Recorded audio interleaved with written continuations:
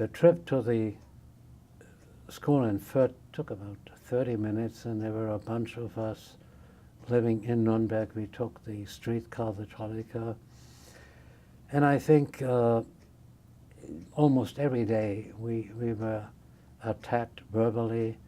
When we got off at the stop, the last stop before our school, we pretty much ran to the school, because if we walked too slowly, the German kids would come and try to beat us up. We usually managed to get in and without being beaten up. And the school, by law, by German law at that time, had to have one Gentile teacher amongst all the other who were Jewish teachers. And luckily, this man arrived usually on the same streetcar. So when he was there, we walked very quietly and nobody did anything.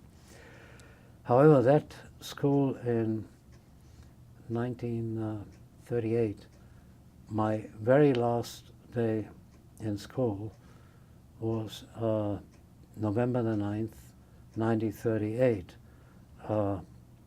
Then I'll get back to Kristallnacht in a minute. Right. And that, after Kristallnacht, on the 10th in the morning, we found out the school had closed, and actually I never went back to high school.